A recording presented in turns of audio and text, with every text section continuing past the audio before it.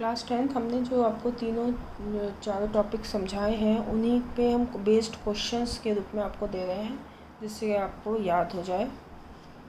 देखो, चुंबक के किस बिंदु पर चुंबकत्व अधिक होता है और किस बिंदु पर चुंबकत्व शून्य होता है। तो हम कहेंगे चुंबक के ध्रुवों पर चुंबकत्व सबसे अधिक होता है और चुंबक के मध्य में चुंबकत्व शून्य होता है। किस दशा में चुंबकीय क्षेत्र एक समान होता है और किस दशा में असमान।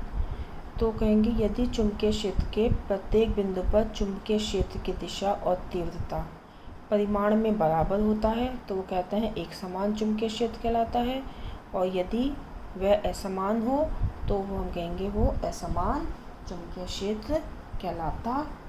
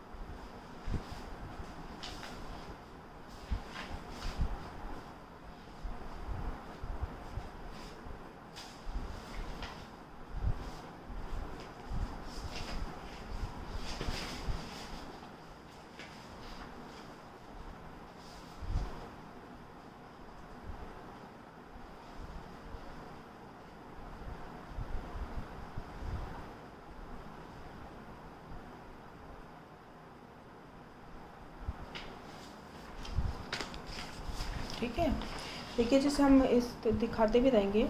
हमने यहाँ पे बताया था कि यहाँ पर अक्ष पर चुंबकीय रेखाएं क्या होती है, समांतर हो जाती है।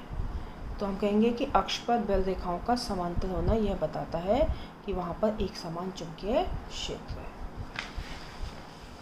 इसके बाद है चुंबकीय बल रेखाओं की दिशा क्या होती है और ये किस रूप में चलती। तो चुंबकीय बल रेखाओं की दिशा क्या होती है,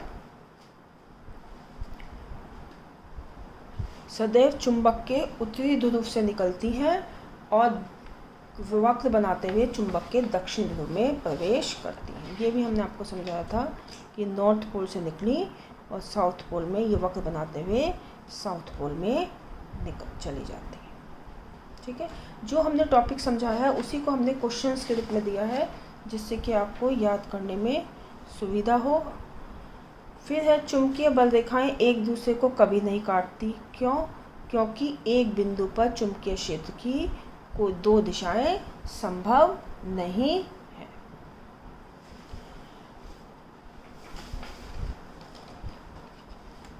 क्या यहाँ पे बताया था ना, स्पर्श बिंदुओं के किसी भी बिंदु पर खींची गई स्पर्श रेखा चुंबकीय क्षेत्र की दिशा बताती है।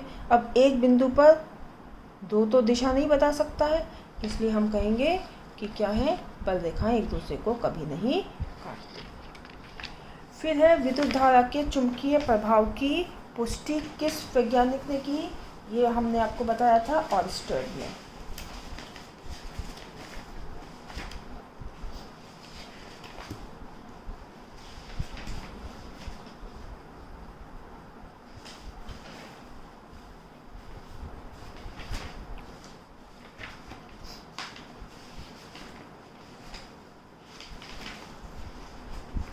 ऑरिस्टर्ड ने क्या कहा था,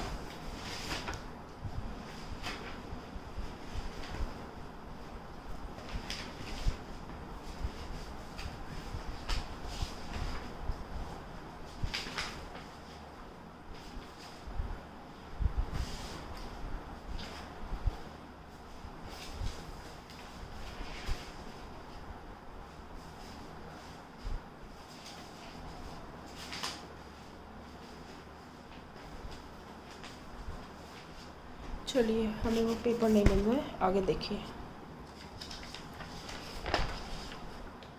वृत्ताकार कुंडली में चुंबकीय बल रेखाएं कुंडली के तार के किनारों पर समीप और दूर दूर किस प्रकार प्राप्त होती हैं।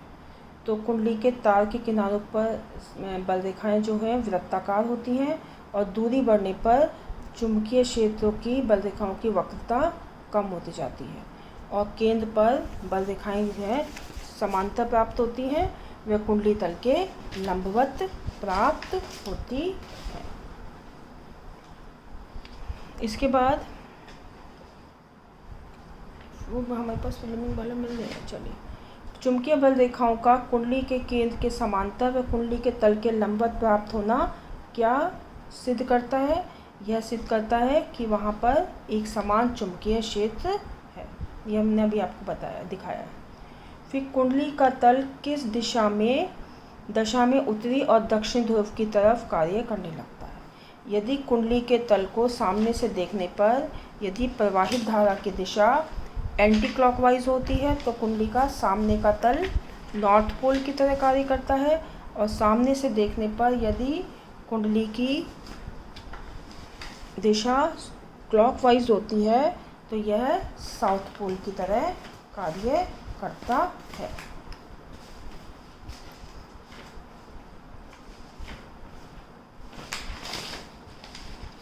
ठीक है, कुंडली के तल को सामने समझाया था हमने, वो वाला वीडियो देखे ना। यदि प्रवाहित की दिशा एंटी क्लॉकवाइज होती है तो कुंडली का तल एन पोल की तरह कार्य करता है, और यदि यह साउथ क्लॉकवाइज होती है तो ये पोल एस पोल की तरह कार्य करता है। हम वही क्वेश्चंस पूछ रहे हैं जो हमने आपको टॉपिक्स में समझाए हैं, जिससे कि आपको एक बार याद हो जाए और आप उसको अच्छे से कर लें।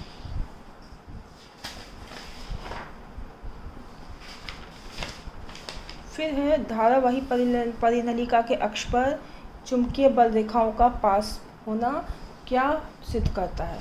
तो यह सिद्ध करता है कि वहाँ पर एक प्रबल चुंबकीय क्षेत्र है।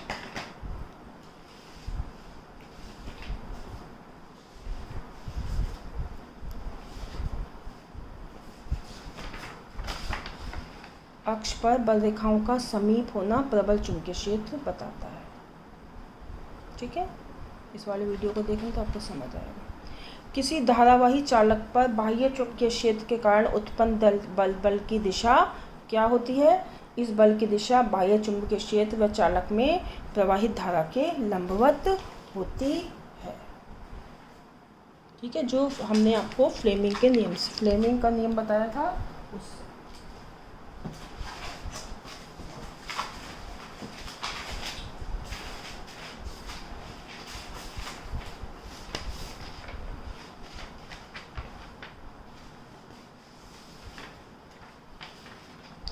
ये हमने कल बताया था आपको कि धारावाही चालक को एक बाह्य चुंबकीय क्षेत्र में रख दें तो धारावाही चालक पर एक बाह्य बल कार्य करने लगता है। इस बल की दिशा बाह्य चुंबकीय क्षेत्र की दिशा तथा चालक की प्रवाहित धारा के लंबवत होती है।